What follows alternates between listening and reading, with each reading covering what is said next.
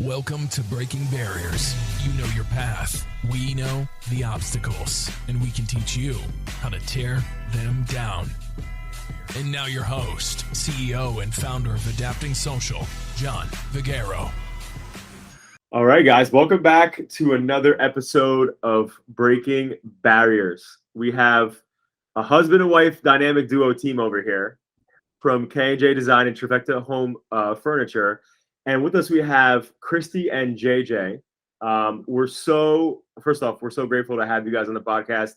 You guys are making so many moves. I don't know how you have enough time in the day. So again, we always say that time is the one asset we don't get back. So you taking some time to be here with us today, telling us a little about your story, it means the world to us. So thank you guys. Sure. Thanks for having us. We're flattered to even be a part of something like this, so thank you. Absolutely. Yeah. There's so many topics that I want to dive into. And when we kind of put out to our audience, that we were going to have a husband and wife team, they went rapid on it because so many people, like we spoke about, before in the past, I work with my wife as well. So many people are like, oh you can't work with family and then nonetheless work with husband and wife. So we're going to get to that, not right at the gate. We'll get there. But I want to first dive into, number one, what was it for the both of you that gave you both the entrepreneurial bug, right? So you both have these two businesses, and boom, here you are today. So can you talk a little bit about how that happened and the progression of, did it start with you both saying, okay, hey, K&J Design, Trifecta Homes, like how did the both start? And then how did it just start from the rip, you both working together? Like, give us the journey there. You want to start? You want me to guess? How much time do we have on this podcast? As much as you need. We'll sum it up. We'll sum it up. I'll start because I come from a background of entrepreneurs in my family. My dad had a business for a very long time. He still does. And I worked in that company. And so he always told me, always want to own your own thing. Always want to own your own business at any time that you can. True wealth is owning your own business. So I had that always inside of me, Kristy, when I met Kristy, she was in real estate. And so real estate is very much an entrepreneurial business as well. Totally. And when we got engaged and got married and all that, she came and worked with our company and we learned how to work together. I know we're going to touch on that later, but we learned how to work together and we both loved success. Like we love the taste of success. We love the excitement that it gave us. And we're success junkies. Yeah. It's kind of an addiction. It is. It's a little crazy because I think it's a good one. I think it's a good addiction. It is a good addiction. And so it's hard not to talk about the family or the husband and wife dynamic in this because it is such a part of it. But yeah, I mean, it is, I guess the entrepreneurial mindset has always been inside of me. And I think it's always been inside of Kristy as well. She just needed to find her match. I always wanted to work less. That's true. And, smarter, not harder. Always. Right. Any job that I had. Any job I ever had, I always tried to take the 8-hour day into a 4-hour and then 4-hour day into a 2-hour. So I just always wanted to be, She's super efficient. Yeah. She is so efficient with her time. Incredibly efficient with her time. And I was kind of a procrastinator back in the day because I was kind of a perfectionist. I think when you're a perfectionist, you tend to procrastinate because you want it to be a certain way. And so if you can't have it a certain way, you just don't do it. And with her being a efficient person, she said, it doesn't have to be perfect, just get it done. And so it helped me to kind of get things done. Good balance. Right? Yeah. Yeah, that's awesome. Taking a quick note here so I can bring it up in a second, but I want to talk about real estate with you, Kristy. So when you were doing real estate, so I love that you were in sales. Talk to us a little bit about that, right? Because real estate is a grind, and what I love about real estate, it's so sales driven, it's so relationship driven. Yeah. So how did you get involved in that, and what was the how did everything go with you building your client base and doing that in the sales realm? Yeah. So this was in 2007. Which was fun times. The time to be in real estate. I mean, it was on-site, new construction. A broker took a chance on me. I was like, how old was I? 20? Oh yeah, I mean. And well, let's not throw out ages. Right. And I took this job on site, and she, it paid really well for me in that stage in my life. So I was like, all right, let's do this. And people were lining up at the door to buy houses, and everybody got approved, and it was, free money. And it was crazy. I mean, you don't like the house? Okay, well, move aside. This person's buying it too. And, we've seen the real estate market go up and down like that before, but it was a cake job. Talk about, and it was just pushing paper. It really wasn't what people think about real estate today. Right. With relationships, because the market was just so crazy. So I worked. Do you feel like there's similar trends right now with the market and how the housing market is at the moment? Pardon me, what'd you say? Do you feel the trend is very similar to 2007, 2008 right now? I think it was, and I think we're very much on another change. It's going another trajectory now. We've listed our house, our personal house, for sale, just because we don't have enough going on, and we thought, yeah, let's do that. We actually want to be closer. We want to be in a different area, closer, more convenient for our child, for one of our kids. But so we've always watched the real estate market very closely, but especially now that our own personal home is involved in it too, I think we're going through another shift. We're right in the middle of it. Yeah, I think it's going back. I mean, I don't think it's going to be as severe as 2008, but I think that we are screeching to a halt with these interest rates. The inflation is here, interest rates are here. It's got to be like that in order for things to settle down. Right. But that's a whole nother topic. Oh. So what you're really saying, Kristy, is that you guys are wanting a new project, so you're moving. Essentially, yeah. We have like one down day, just a couple of hours. It's enough time to have a cocktail, right? And we're like, hey, I know. Let's move. It's going to take up about 3 or 4 hours of our day. But laugh. But that is part of the secret of who we are together. It's usually him that comes up with the idea, and I'll either squash it or we'll run with it. You've come up with some good ones, though, hon. You have come up with some great ideas, and in fact, I think you're kind of taking that turn, and I'm trying to chill out a little bit. She's still pumping. Let's go. Let's do it. So you earlier talked about JJ being like a perfectionist by nature, right? Yeah. And I wanted to run something by you. So I heard this quote recently, and I'm a very impulsive person. I've always been that way. I like to just run, and I'll figure out the things later, right? Like I don't care about the whole perfection in the beginning. And I heard this quote and it really resonated, but I wanted to see what you thought about it. Like you're the first person I'm asking that is a recovering perfectionist. Right. Yes. Right. Recovering, right? We relapse, right? Yeah. But so ready, aim, fire is typically how people, whether it's, if you're in the service, firing a gun at any standpoint, it's get an eye on the target, wait for the perfect shot, and then shoot. And somebody said to me, ready, fire, aim. Yeah, I've heard that. And I heard that and I was like, wow, like that really, really resonated with me, because it's like when they explained it and broke it down, it was like you get ready, right? And you fire, but you can always recourse and get it, because if you wait, you miss the opportunity. Correct. It's a magic bullet. You basically fire the bullet, and then you ride with that bullet and to get it to the target. It's exactly what you described. And that's what Kristy and I have been doing a lot lately. I love it. I have chills. I got them too, actually, when I just said it.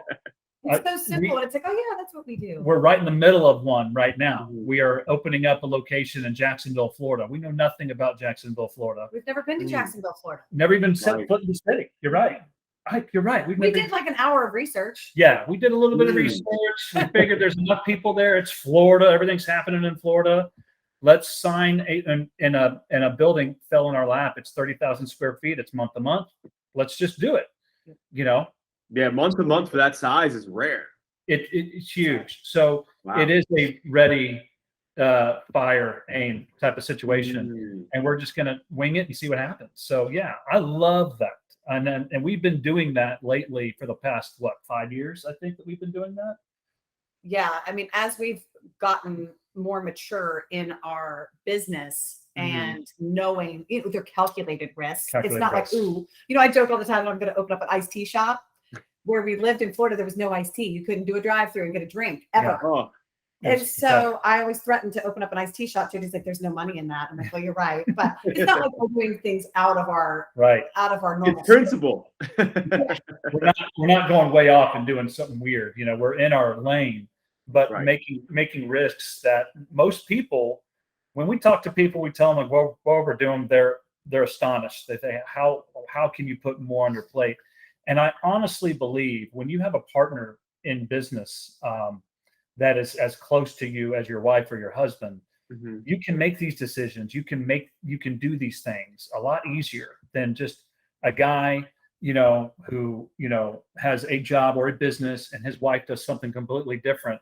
I feel like it's kind of hard to make those risks because you need support all around you to help, with your mindset, with these decisions, because we're only human. We're not perfect. So we have to make these decisions based on what we feel it could work. But if there's not somebody in your corner that's giving you advice, that's giving you help along the way and saying, I'm not sure if that's a good idea, or that is cool, but tweak it this way, you're much more prone to failure. But when you have this going on, it's hard not to be successful. It really is.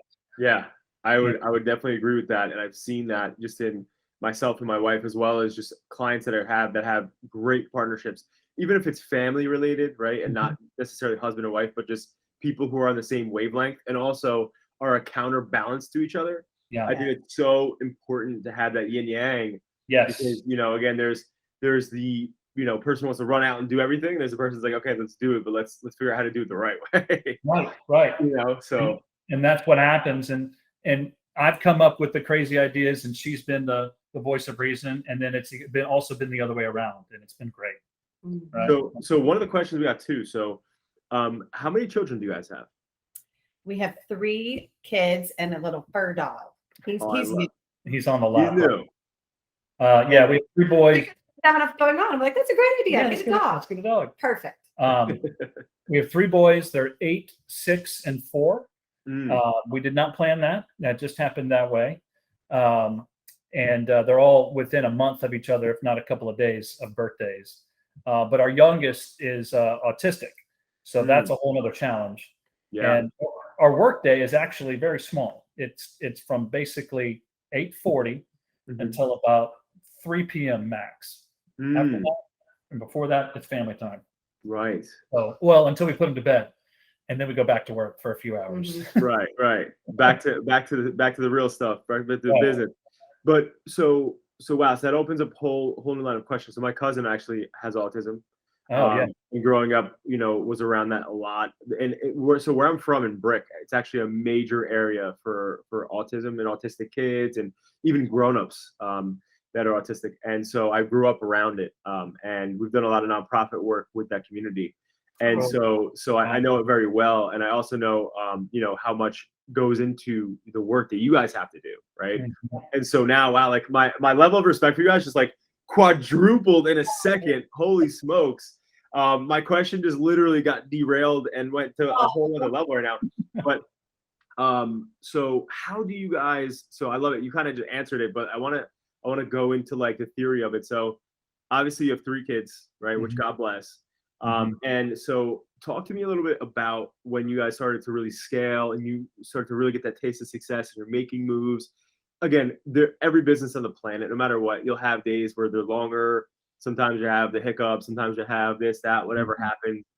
How have you guys found that, like what I'll call harmony, where you've been able to say 8 to 3, and boom, here we are, and make the proper time for the kids, each other, and all that good stuff?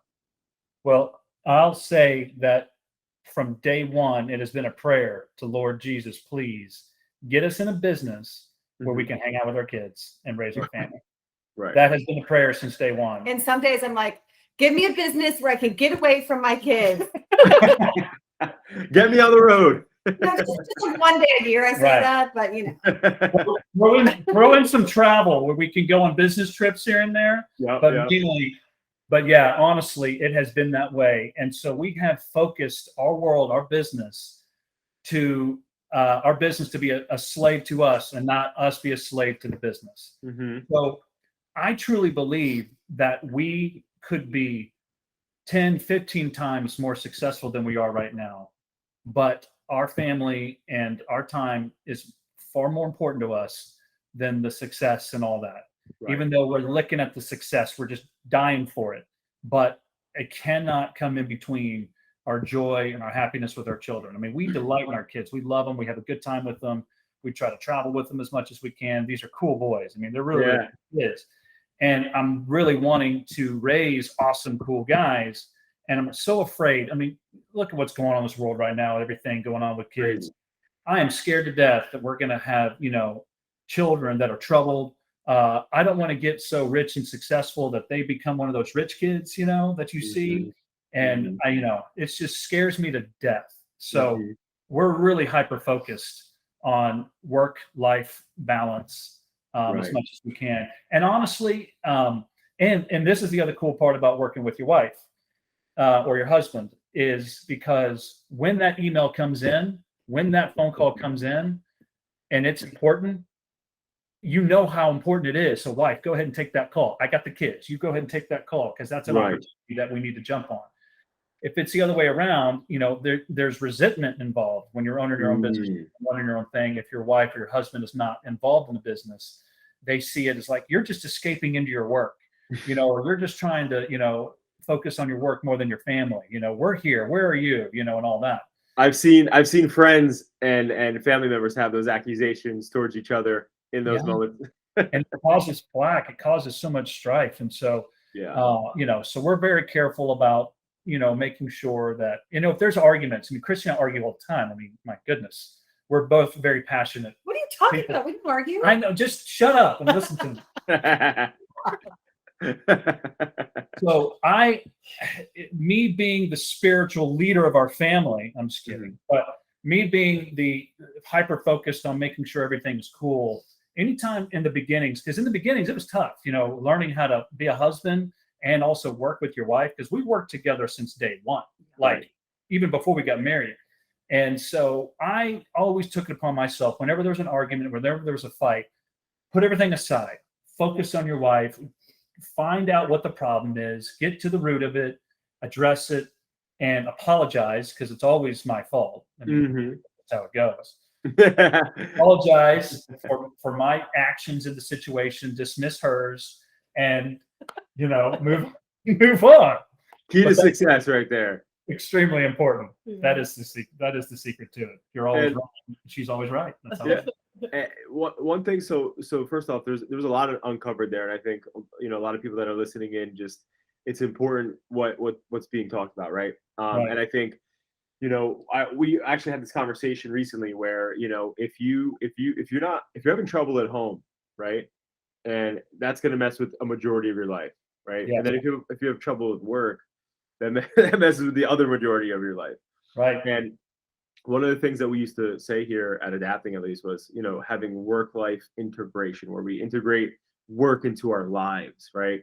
And then obviously this whole pandemic thing happened, and it was the first time in my life that because I met my wife a little over 8 years ago, and I was always on the road since we were dating to engage. I'm always moving. I can't stay still. So fast forward, COVID happens, and I'm like, oh my God, like I love being with my wife all the time. Like this is crazy. Yeah. And what I came to find out is, to your guys' point, right? It's not work like, for us at least, the philosophy is work-life harmony, right? Yeah. Because the two are working together in a flow where it's not like, it's almost like when you go to the bar with a buddy where he counts every time he got you a drink. He's like, you owe me 5 drinks. It's like, no, like, I'd rather go out with the guy who's like, don't worry about it. Like, it's like, it's harmonies, Yes. So the biggest thing with us, what I've realized and what you're saying too, which is so critically important, is that when I looked at certain entrepreneurs, I did a lot of Tony Robbins courses. I've done a lot of personal development, self-development stuff.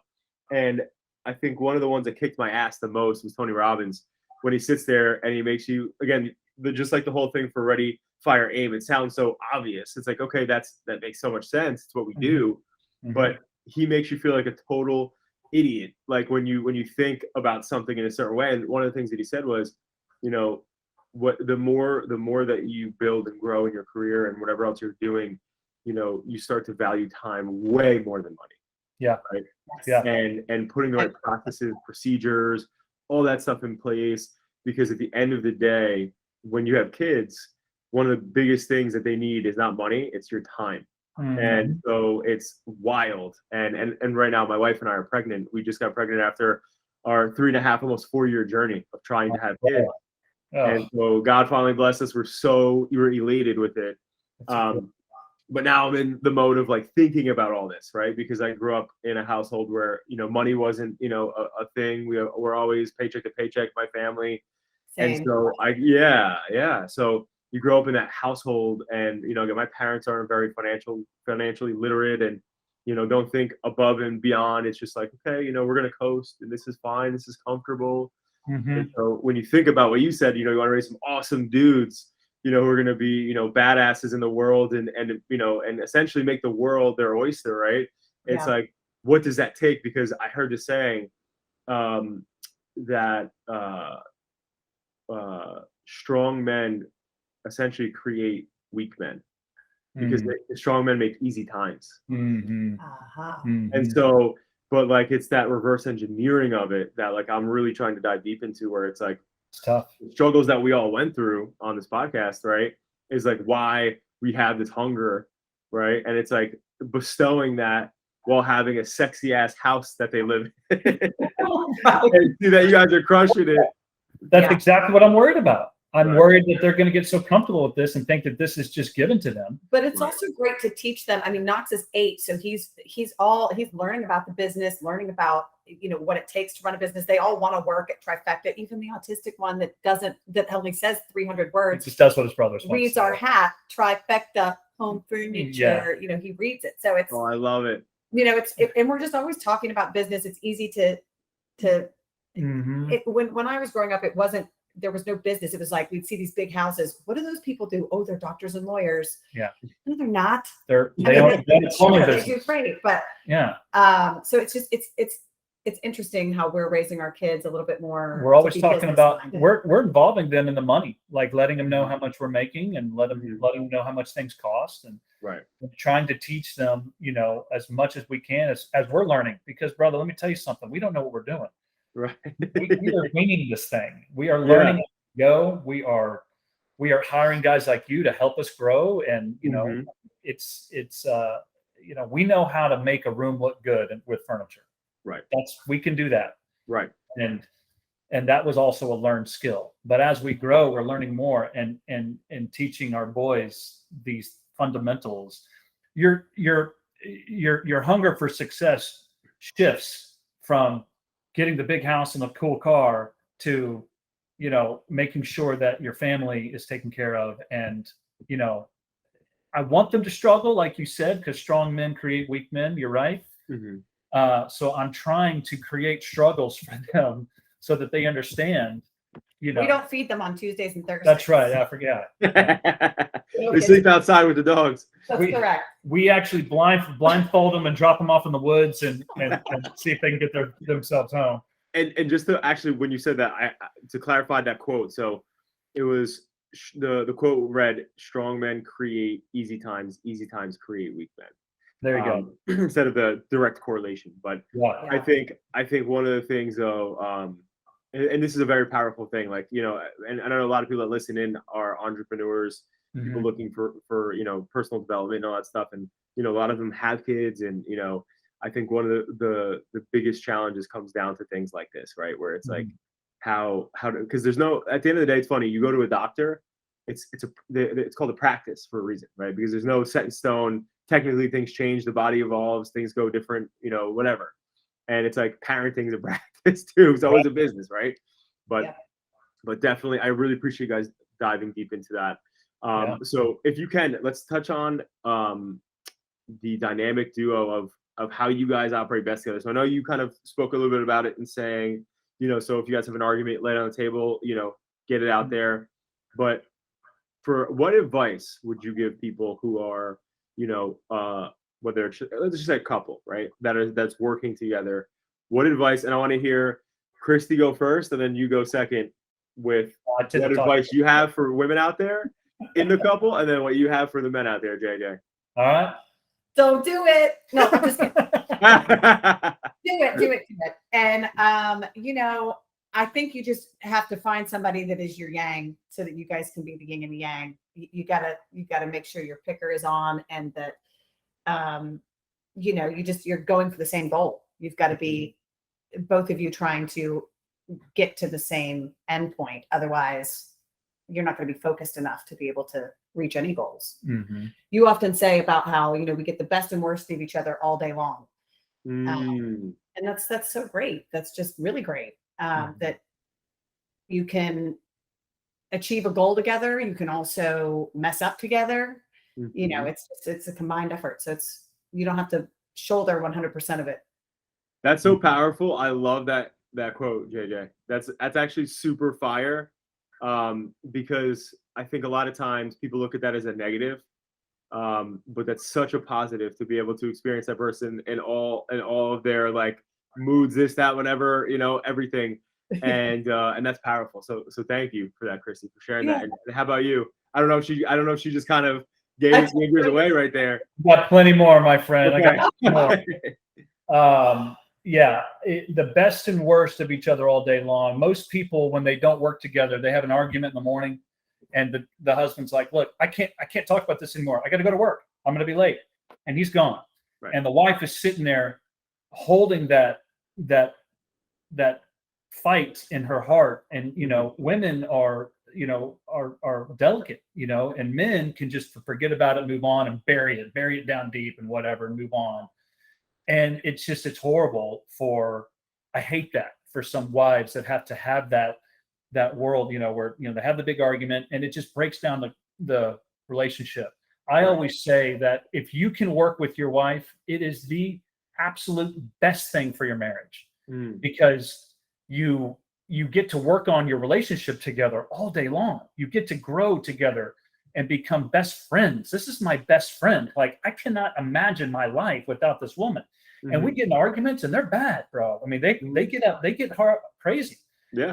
And I'm like, I can't have this. This is my best friend here. We've got to make up. We've got to fix this because I'm so close to this woman. So if you can work together, it's huge. And so the best and worst of each other is meaning that you get the worst when the fight happens, but you get the best when you come out of that.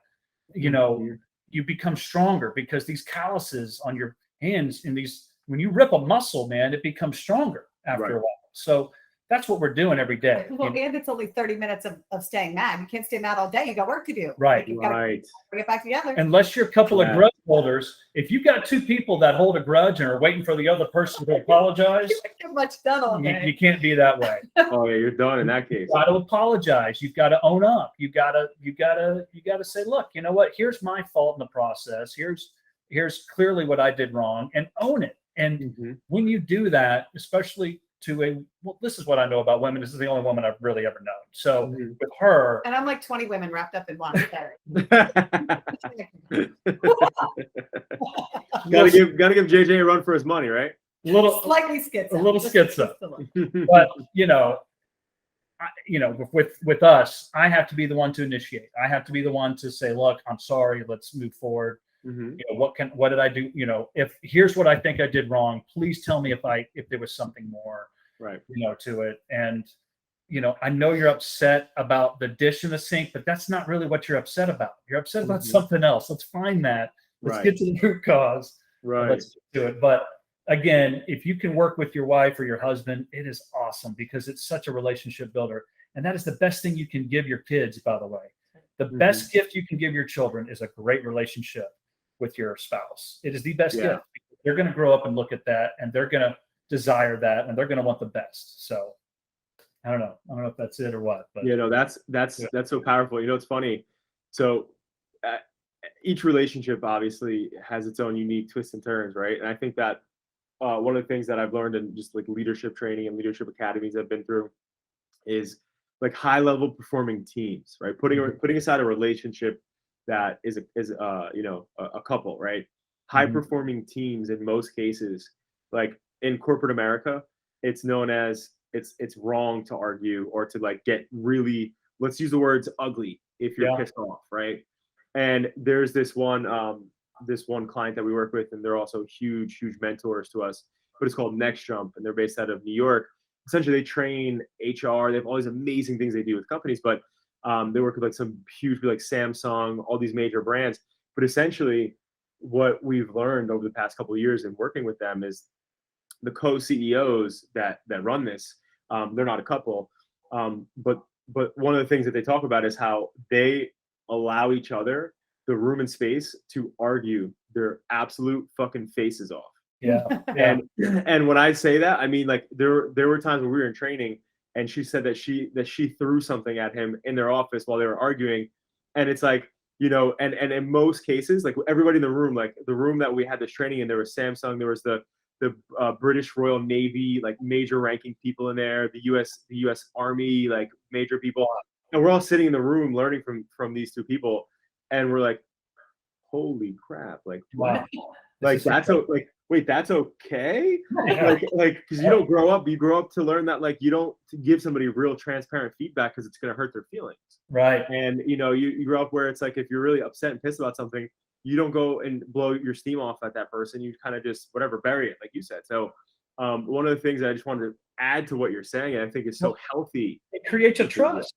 What they're doing is they're creating a trust between themselves. Right. Because they trust each other enough to blow up and throw something at each other, and then if they don't completely break up after that, they're now stronger because they've shown their ass. They've come to a place where it's embarrassing, and they're vulnerable enough to do that. I think that's a wonderful thing. Just so you know, if you throw anything at me, you're gonna have I was gonna say, hopefully Kristy's not a pitcher. Hopefully she can throw 97-mile-per-hour fastballs. Remember, it was in that story. It was the woman who threw it, right? Yeah. Yes, it was. Yeah. It was.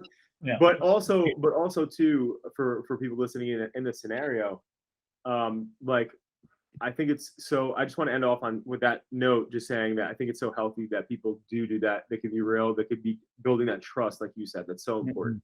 Yeah. Because again, it's mostly looked at like it's taboo. Like don't like arguing's bad. Where it's just passion.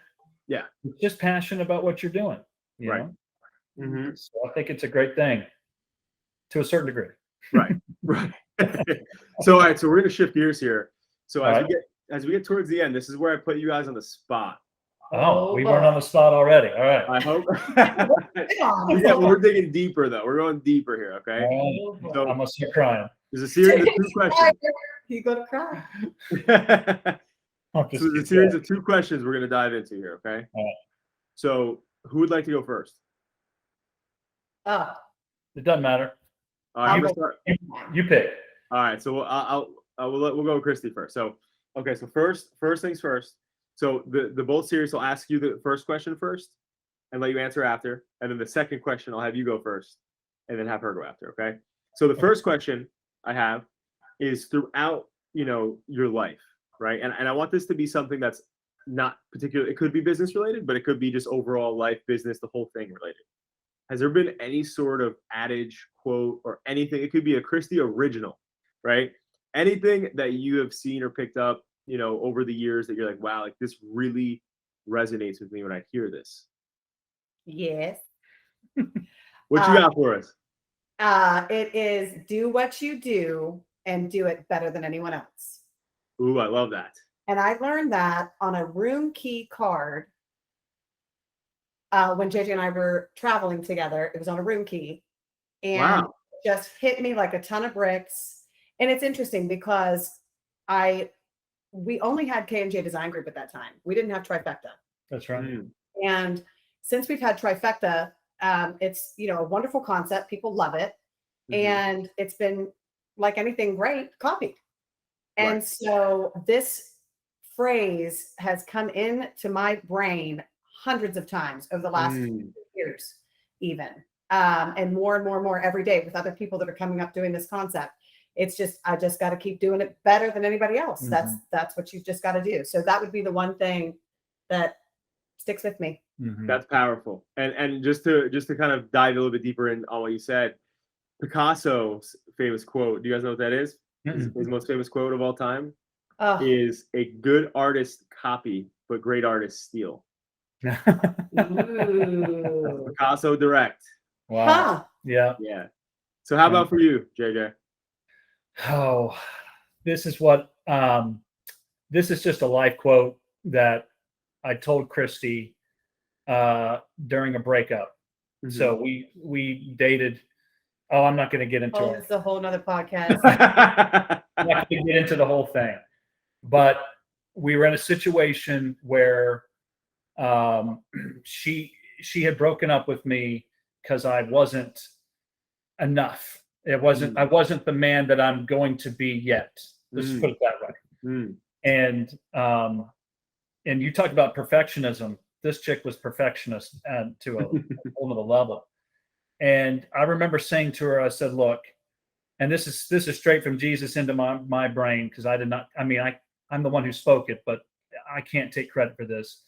I said, look, there's two types of couples in this world. Those that want to work everything out before they commit, and those that want to commit to working everything out. You got to decide what you want to do here. And that, when you asked me this question, that was the only thing I could come up with. That was your visceral reaction. That's what I got. And I said, commit. Where's my ring? Yeah, right. I did. I loved it. I'm like, but you got to work everything out with me first. So you're wanting to work everything out before we commit, and that's not going to work. But that relates back to that ready, fire, aim. Same thing. Yeah. And that's really powerful. Both your quotes are very, very powerful. I like to ask that question before we get into the hard one. I like to ask that question though, primarily because when I first started adapting, I was young, I was a teenager, and I remember Googling like what I could do to put like on my wall to motivate me. Right. And one of these things I found to date, it still inspires me, which is live a few years of your life like most people won't, so you can live the rest of your life like most people can't. Yes. And I remember I had that plastered all over my when I lived at my parents' house when I was a teenager. And going back to what you guys are talking about in terms of like having a support system and somebody who's, you're yin to your yang and stuff. I actually, when me and my wife, we moved, I'm like a gypsy. Like I move, like I can move very often. I like to do different, we've been together for like, we've been together for like 8 years. We've been in three places already, 3 houses we've got. But so over the years, that little thing that I made, I lost it. I couldn't find it. And fast forward one day, I'm in my closet. My wife pinned it up in my closet. And I was like, where did you find it? She laminated it and everything for me. And I was like, let's go. Like, it's like that type of stuff, that gets you going. But that's back to finding the right partner. It's crucial. It's huge, man. Oh, I love that. Love that.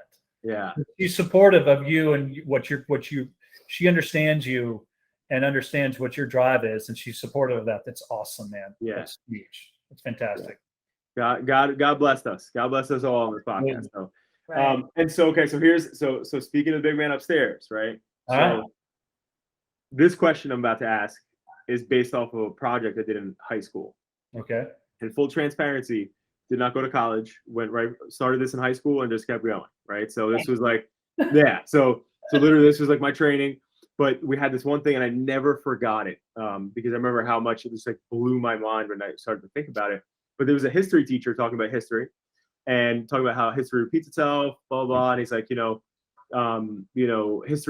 favors the bold. And a lot of times when you look at the thought process of a person and what they want to achieve in their overall net life, right? So like, not just like, hey, I want to go to the gym and get jacked, like, whatever, right? Or get in better shape or eat healthy or whatever. Like, here's the person, the woman, the man I want to become. And, here's what I want to accomplish, right? And so we're here listening to this lesson, and then he's like, I want you to essentially reverse engineer this. So instead of thinking forwards, think backwards. And the best way to do that is the one thing that stays on this planet for thousands of years after you're not here, which is your gravestone. Mm-hmm. And so if it was today and you were writing that for yourself, JJ, what would that say on that gravestone? Because obviously typically you see loving father, this, that, whatever. So what would yours say? That reminds me of a sermon our pastor was talking about, what do you want people to say about you at your funeral? And live your life that way then, Mm-hmm. And so I often think about this. I haven't really put it to words, but, I think that if I had to put it to words, I would say, here lies JJ Ortega, a friend to those who needed to be. told you he was a crier. Listen, it's the last guy, just for the record, it's okay. The last guy I had on my podcast, the hedge fund manager, same scenario. This is deep though, like that, and that's why I always get the chills when I ask this question, because it's we only have real authentic people on this podcast. No. So like you're just being real, and I love it, and I appreciate it. My main prayer and goal in life is to be used for the kingdom of heaven. Right. And so I would say that on that headstone, it would be something to that effect. Here lies JJ. He, a true champion for the kingdom of heaven. That's really what I would say. Beautiful. So you can write that down, babe. So when I die. Dude, that was so powerful, man, and I really appreciate it. And you know what? It's such a sign of strength when you can just be authentically 100% yourself. And I remember I've had a couple people on the podcast that have got emotional for that question. Mm-hmm. How can you not, when you really think about the overall goal, when you have such big ambitious goals, and you're dedicated, and you're all in on what you do, and obviously to God, your kids, your family, everything. So I have so much respect for you, man. Thank you for being authentic. Yeah, man, absolutely. Yeah. I just have to follow that up. I think I just want to be cremated after that. Don't have a headstone. So what's the ashes gonna say? What's the box gonna say? We're gonna put the ashes, I don't know, in a pop pillow. It's gonna be in a so my Tiffany. kids can pop the It's gonna be in a Tiffany. Yeah. Oh man. What would you say? What would you say, Kristy? I don't know how to follow it up. I don't know. I had that whole time to think, but I was crying with you. That is on the spot. It is. And just something I don't really ever think of. Mm-hmm. Or even think about what I want to be remembered as. I think I don't know. It is something to think about.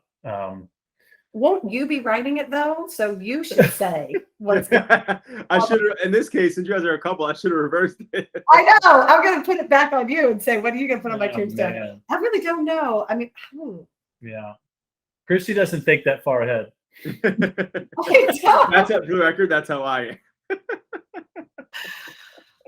Oh man. I just the basics of it obviously would be loving mother, and those things, wife.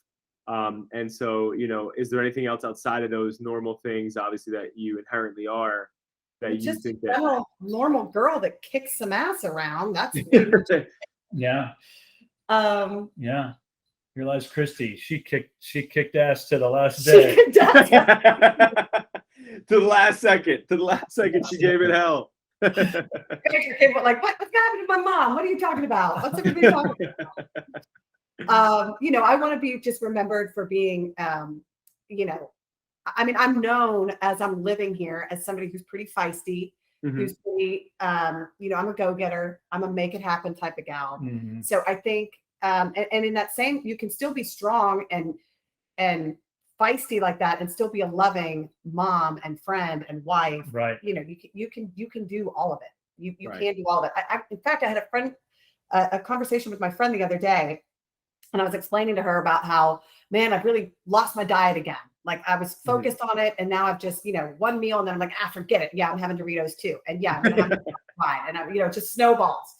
And she said, Kristy, cut yourself some slack. You cannot be 100% all the time in all the areas. Mm-hmm. And I'm like, yeah, you know what? She's so right. Why do I have to, as a business owner, I think we are all seeking that perfection 100% all the time.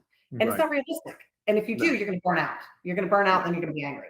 Mm-hmm. Yes. So I think cutting yourself a little bit of slack. So I don't know. I would want something like, something. She ate Doritos when she wanted to. What's that? She ate Doritos when she wanted to. That's correct. Yes. He sure did. But you know what though, on that quick topic though, so first off, I appreciate you guys both, obviously, giving that your best with that. There's no right answer, right? It's the whole challenge of it is it's supposed to make you think, right? So I appreciate you guys for participating in that. But the one thing I do want to say when it comes to diet or even working out and stuff, over the pandemic, the beginning of the pandemic, me and my wife, like I sat down and I was just, I should have opened up a whiskey factory in my house or a bourbon factory in my house. And literally I was just on the couch, Doritos, everything. And I put on, I think like 20 or 30 pounds at the time. And I remember eventually we got to a point where I was like, we got to call somebody. Like we got to, we need to do something that's going to, because I was thinking the same way you are, right? Like it's like our inner monologue gives us allowances, and we're business owners. So it's like if we hold ourselves to this one standard in business and then not in other areas, sometimes it just feels like we're out of integrity with ourselves. Correct. And so I found myself in a position where I'm like, I'm going to go freaking find somebody. And it felt so good to find somebody. I went to New York and found this person who's like a huge, like nutritionist, like, but she's like, no joke. Like she's like, she will make you feel like crap if you are cheating on yourself with your diet or whatever. But when I got into it with her, one of the biggest things she said to me was kind of on the same keel of what you just said, which is setting yourself up for realistic expectations and goals, which are like, okay, boom, like, if you're gonna have Doritos, like, okay, boom, I'm gonna have a couple chips once a day, and it's not gonna kill you to do that. Right. But I think a lot of people here just listening in, because I know weight or our health is always such a challenge in America. It's one of the biggest challenges, obviously, with obesity and stuff. But one of the biggest things that helped me significantly was that frame of mind of like, the best way to eat an elephant is to do it one bite at a time, right? Mm-hmm. And a lot of times people think, okay, I'm just never going to eat chips again, right? And then we find ourselves eating chips, and we look at ourselves like, who am I? Like, like, why am I doing this to myself again? And I think setting more realistic goals around it and understanding that we're human, giving ourselves more allowance on things and just setting these things up makes it easier, right? It makes it more realistic and digestible. No pun intended. Yeah. With how we can get into those rhythms and get that stuff. Because what she did with me was she gave me that, and I just essentially, just for any men out there, I don't know if this works with females because she gave my wife a different diet, but it was all around fasting and how typically our reptilian brain and us being on this planet from the beginning of time, men were the hunter-gatherer. So like in the mornings, they weren't eating. They were out hunting, running around, burning energy before they ate. So essentially they were fasting. They were doing fasted cardio in the morning, and and they would eat later in the day. So our stomachs and everything had so much time, 12 hours, whatever, to digest. And so my new Dorito allowance, Kristy, is I just fast, and then I could have a couple of those things, and I lost 30 pounds. And wow. So, and so it's like those types of things. I just wanted to say that because a lot of times we get people asking us to bring, diet coaches on or this or that, whatever. I mean, you brought that up, so I wanted to show that in here real quick. But understanding how your body works, I think, is just so important. And honestly, this is actually a good point to bring this up right now. And I'm curious where you guys think about this. So like going back to when I first started the business, I was obsessed with following Tony Robbins, following Steve Jobs, following all these big people, because I think success leaves, clues behind, right? Like, what did they do? How did they do this? How can I model that? But one of the things that I started to learn is that, when it comes to the fact that Tony Robbins wakes up at 4 a.m. or 5 a.m. and jumps into a freezing cold plunge pool and then does all his meditations or whatever else, that works for him and his body, but that doesn't necessarily mean it works for me. Right. And a lot of times we all find ourselves doing that, right? Where we're just like following other people's, what works for them instead of figuring out what works for us. So I think it's so awesome that we got to see that today with you guys for how your relationship works, right? Because how it works for you guys, obviously, that's YouTube, right? You guys are both type A personalities. So me and my wife. And so that's always fun, especially, in arguments and stuff. But I think that, it's so awesome to see people that, have found a way to just navigate with each other. And actually, I think the biggest word here is just acceptance, right? We all accept each other for who we are, so we can move forward and not find ourselves stuck. So this was awesome, guys. I'm so grateful for the time that you guys gave us today. Before we pop off, where can people find you guys? So social tags, website, the whole thing. Oh, well, you guys have all that. I don't know. I'm just kidding. You can't find us. That's the trick. No. TrifectaHomeFurniture.com and KandJDesignGroup.com. And those are also our Instagram and Facebook things as well. So yeah. And we have links on all our websites as well. And you can see us in person if you live in the Southeast. Yeah. We go to every one of our sales. We love to see our clients. We're at almost all of the installs, full house installs that we do, and we try to be as present as possible. So yeah, we're definitely involved in this. That's so amazing that you guys are there for that. Yeah. Yeah. We have an amazing team that Mhm. we're not working as hard as they are, but Right. we're definitely there just Yeah, to make sure to be a part of it. It's important for morale as well, we think. absolutely. Yeah, Mm-hmm. that's incredible. And one of the things I will say for everybody listening in, you have to go look at K&J and just like the designs that these guys do. Again, me and my wife were like literally geeking out over the like wow, like look at this. Like, why are they not in New Jersey and New York right now? We would So love it's to great. all of Yeah, it's great for inspiration to take a look at too. And again, guys, thank you so much for your time and your transparency and just giving us the real journey. Thank Thank you, you. man.